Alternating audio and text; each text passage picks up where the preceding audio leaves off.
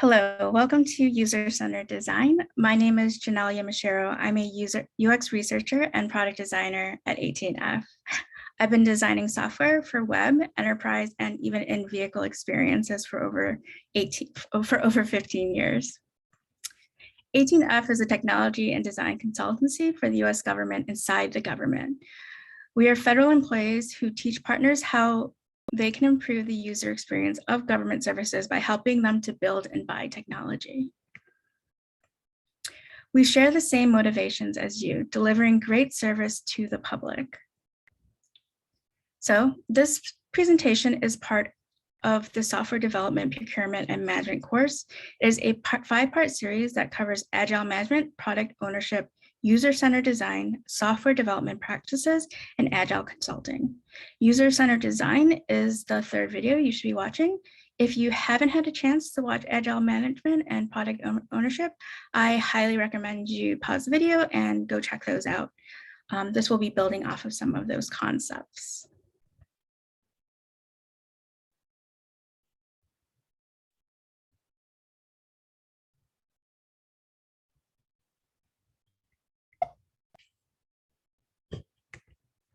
So in this presentation, we'll be covering what is user-centered design, why it is important in building and buying software, what does user-centered design look like in practice, what does good design research look like, so what you'll want to look out for when hiring or creating an agile team. And then we'll wrap up by providing you a few resources.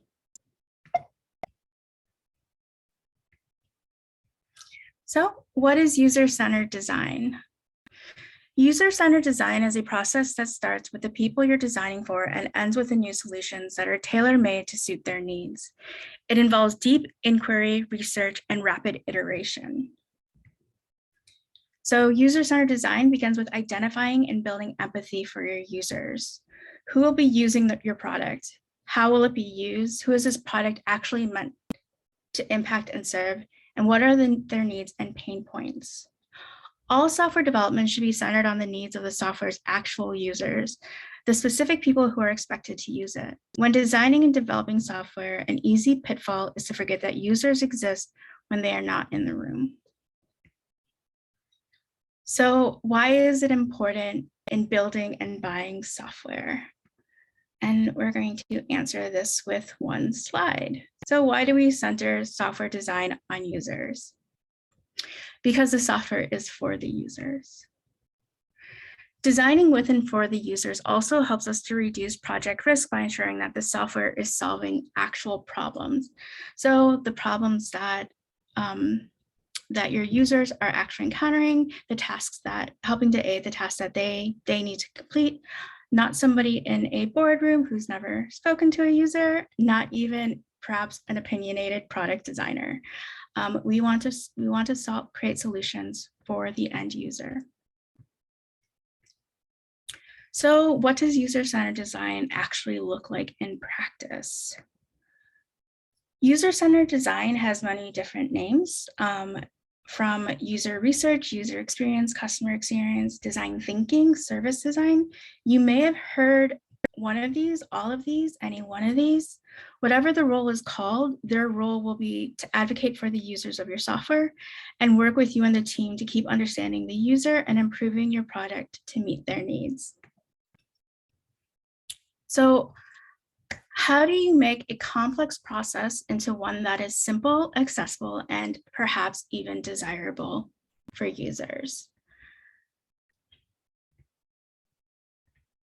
We ask them. And we do this in many different ways. There are many different research methods that take varying degrees of effort and provide different impact. User research usually are usually measure behavioral and attitudinal, are either qualitative and or quantitative. Behavioral, which observes what people are doing, versus attitudinal, which seeks to understand the user's opinion and feeling. Quantitative data relies on numerical and measurable data. Examples of quantitative is website analytics, which tracks numbers of visits, numbers of clicks, and those things. It's usually quantitative data. A lot of time will rely on large number of data, that is said to be statistically significant. It also is one where you do not make direct contact with the user, generally. Qualitative data is more conceptual and descriptive of the user experience. Qualitative methods tend to be more direct, such as usability testing, interviews, and contextual inquiry. Usability testing is when you actually have a user, you observe a user use your product, whether it's a paper prototype or it's the actual website or application. Contextual inquiry, an example of is observing users in the context of how they will be using the application. When I designed experiences for automotive, this sometimes meant spending the morning riding next to a fleet driver or a day sitting next to an emergency operator while they answer calls. From this, I could observe things that they may, behaviors and things that they did that they may not have even noticed themselves because they're way too busy actually focusing on their job. From this, I can learn little shortcuts, pain points, and even use some of those shortcuts when I'm designing the actual product. So from this and user research, designers and research will help to synthesize findings into personas, user journeys, service blueprints, user stories, and most importantly, design of your product and features. So what does this look like in the development cycle? To design for users, we employ research tactics, big and small, from product discovery to delivery. First step is understanding the user's goals and tasks. This will be synthesized in the foundation to initial design prototype. Designer prototype that will be tested with actual users. Based off of testing and feedback, this design may be changed and improved for usability. Designs can be tested using paper prototypes, basic click-through prototypes, or even just presenting a mock-up. You can get valuable feedback depending on what you're looking to understand from the user and their interaction with the product, just by showing them a picture.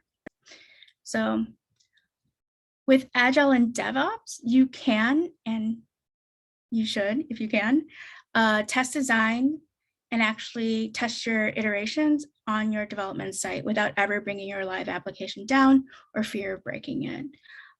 The reason why we like to test on the actual dev site is that it is more aligned to how they will actually be using the application. And we can also find perhaps bugs or things, or even technical snags that may interrupt their task flow. So designers and research that are user-centered will deliver designs that are based on user research and have been tested with actual users. They will help to identify research questions and choose the best research methods.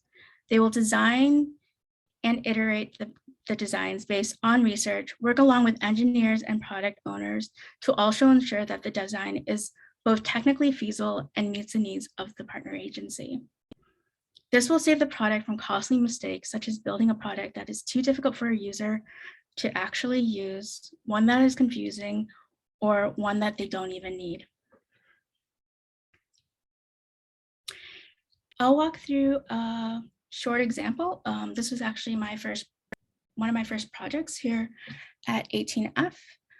And it was to kind of create and understand an experience for small businesses. So these are small businesses who are interested in becoming vendors and working with the government. So a little bit about the context. So GSA wanted to increase the number and diversity of qualified and well-suited small business applicants. Our job was to investigate how to improve the experience for small businesses working with GSA and how to better support them. So what are next steps GSA can take? Why haven't prior efforts? And we also had to investigate why prior efforts may have not moved forward to see if there were any roadblocks. Our deliverables ended up being a roadmap with actual next steps to improve the experience of small business, a prototype that reimagines an existing part of the small business experience informed by user research, content strategy, and design best practices, and then high-level recommendations around next steps highlighting past efforts and how to integrate with work across GSA. For this example, I'll be focusing on the user-centered work. So throughout the design and build, we went through discovery. I took that initial user research, which I looked at work that had been done. I mapped journey and visioning. I did some journey mapping and visioning with key stakeholders who work directly with the users. I did heuristic review and comparative analysis. Heuristic review is also known as an expert analysis. It's a checklist to make sure that major key points of usability, it passes the criteria. And then also looked at site analytics. There were very few, so we kind of got what we could, and then also did a couple interviews of small businesses, and then took that and synthesized that into a design, and then worked with the developer who built the prototype, and then we did a round of testing with small business users. We're also able to iterate based off of feedback and then test again. And this all happened, the build and test and design, it's all happened within like a 4-week period. So phases of the user journey. So one of the things that we found is that the major phase of the user of small business journey of when they are deciding to apply, they start off with discovery. So maybe they heard that there might be an opportunity for them to become a vendor or work directly with GSA.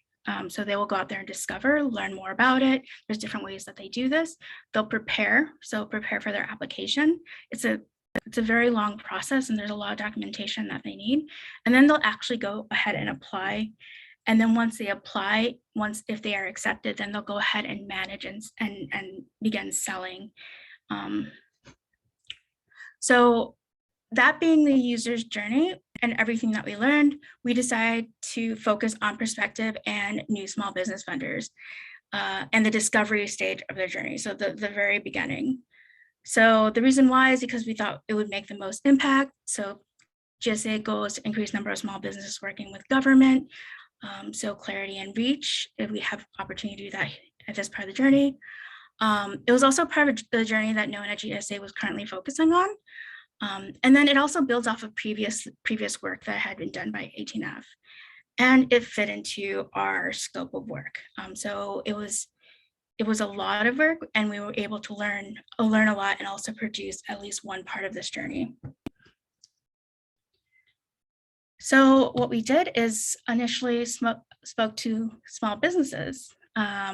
So I reached out to small business owners who actually never worked with the government. That was my key target demographic.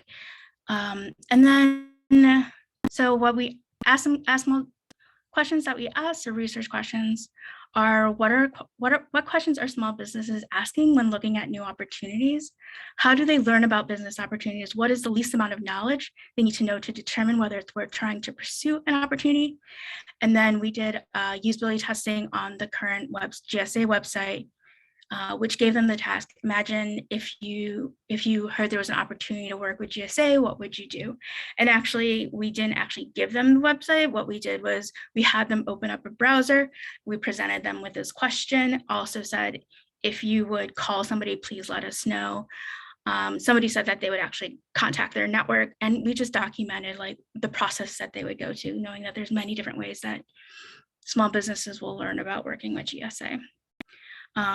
This provided us a lot of insight. So we began with the research questions and then decided the method. So key findings that we found were that opportunities are difficult to understand. So there was a lot of language that is very specific to federal government and not even within like the business vernacular. Here within the federal government, we try to always use plain language. And so we wanted to apply that here too. Another key finding is that preparing to work with GSA takes a lot of dedicated time and resources. So it could take people years, like several years, to actually understand if this is a viable opportunity for them or if they qualify. And that is something that we wanted people to understand up front before investing that time. And then there are many resources in different places without a clear path, which is what this picture on the left shows. Is it shows just really the multitude of ways that if you were to do a web search, different pages that you might land on, anywhere from GSA's actual website to sam.gov, local SBAs, small business associations.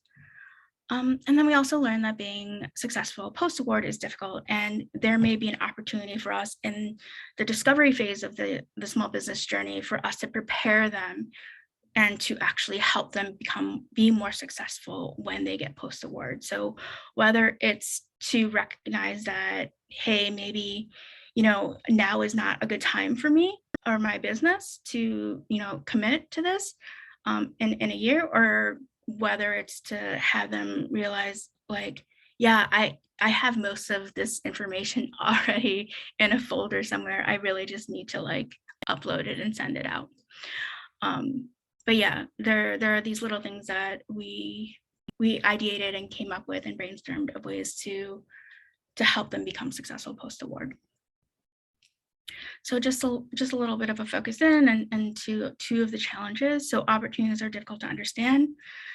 So new small businesses interviewed did not understand new terms and concepts. So schedules, GWAC, so acronyms, even government-wide acquisition contracts. I think IDIQs, I think we become very used to these terms internally, and we can become blind to the fact that not everyone will know what these letters mean.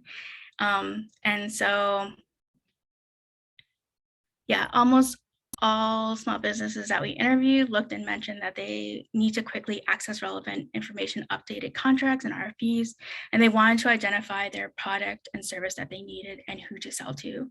So also using labels, which actually the current website did a really great job at, using headers to get people to identify where they want to be within the website quickly. Here's a quote from one of the people that we interviewed. And they said, "The site seems more informational, not so much wanting to do business with a small business.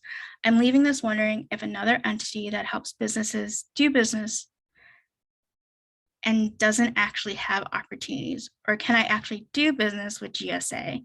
So this person had come from actually the SBA website and was wondering if this was a similar website to SBA, where it was mostly just to get more information about it, which was totally fine. They just wanted to know if they were looking in the right place. So what we tried is we did a shared strategy for plain and consistent language across the buy and sell process. And then describe programs and opportunities as they benefit the seller instead of how they related to procurement. So a lot of the language was written not for the small businesses, but it was actually from the point of view of people who are looking to hire small businesses. And then determine terms that are necessary, such as schedules, and give quick access to the definition. So on this right image, you can kind of see like a mock-up of what we tried and a different way that we organize the content. Another challenge, many resources without a clear path. Again, this was the fact that when they would do a Google search, so many different things would show up, and not everything would not every website would direct the user into any clear or straight path. And then what we tried is we tried to create a clear and consistent path that support the entire journey from discovery to post-award. This was what they wanted, was something very literal, like this is step 1, this is step 2. When you're done with step 2, this is what you need to do for step 3. And so that is something that we also tried. And they also wanted ways that they could track their progress, design and build. And for us to design and build with the entire journey in mind is something else that we tried. So when we did our first iteration of the design, we did usability testing, where we actually had provided users tasks, small businesses tasks, and then they see if they were able to complete the task, and then also to get their feedback, followed up with an interview to get their feedback of what they thought of the experience, what information, if any, would be beneficial to be on this page for them. So the usability testing research questions were, are small businesses able to identify opportunities, and what might be their next steps? Are businesses able to understand the different ways to work with GSA? Is there enough information for them to determine if they'd like to continue to explore opportunities, and is the language clear? So we're directly testing those pain points, and if the new design would allow them to pass those pain points. And the answer was yes for some and no for others. And we did go back and able to, so I think we did 2 days of testing, went back and made updates based off of feedback, and then tested again. And what's really nice about that is that you really don't need like a significant amount of data. You can do 2 or 3 sometimes is enough to know that no one is seeing this button, or that button could be in a better place. So what is good design and research? So if you leave with one lesson, I hope it is to design and test often and with the users of your software. You are likely already conducting UX research via program evaluation, performance reviews, customer experience surveys. So I hope this presentation inspires you to reach out and learn more about your users. Before wrapping up, I do want to go over what good design and research looks like, so that way you can identify it when hiring or creating agile teams. So what to look out for, and things that you should consider before diving straight into conducting UX research. So good design and research is accessible, inclusive, ethical, and person first. Accessible specifically considers and designs for the needs of people with disabilities. So good standards to test your design for are 508, ADA, WCAG compliance. Whomever you hire or before you deliver, and even engineers have ways to test for these things, and are automated testing for these things, should consider accessibility and pass these checks. Inclusive. When we say inclusive, it considers and sensitive to diversity. Diversity meaning diversity in everything. So diversity in culture, language, access to tech, education of your users. This includes outliers. So Apple or Google may be able to design for the 80% of their target audience, but as you all know, for those of us who serve the general public, we do know that when we find solutions for those that may be the toughest to reach, we are able to design for everyone. So definitely dig out some of those outliers and come up with some creative ways to present the product and to help them out. Ethical. So ethical looks out and protects the users. Example of ethical considerations are designing products that are secure, protect privacy, personal information.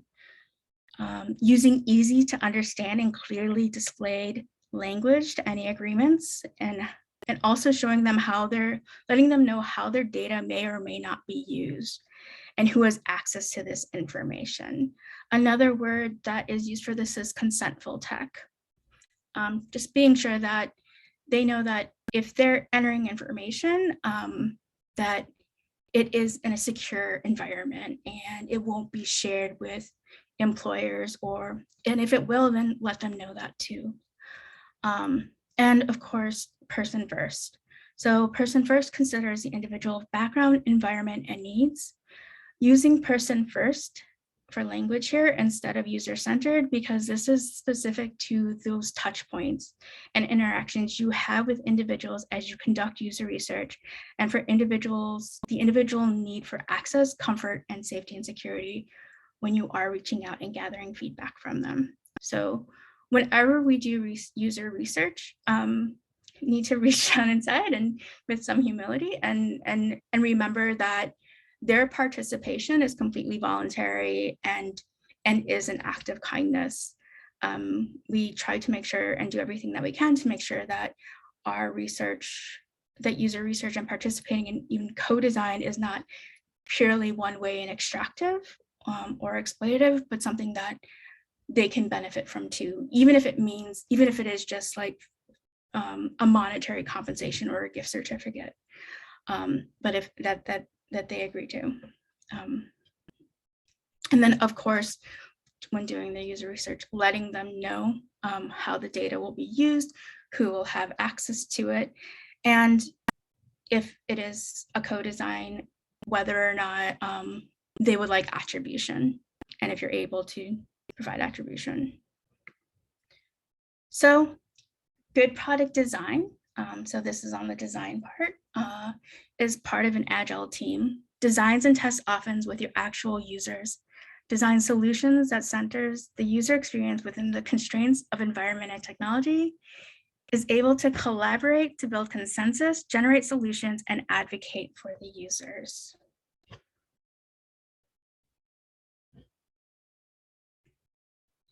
So with that, I hope we've equipped you with at least a good solid introduction on user-centered design, what to look out for when you are hiring or creating an agile team with user-centered design in mind. So I hope this provided you some foundational knowledge, practical information. Here are a few helpful resources that 18F has created. There's a UX guide and UX methods. The methods are really neat because there are different ways that you might use in discovery or different user research methods in themselves. And then of course, a link to all guides. Thank you.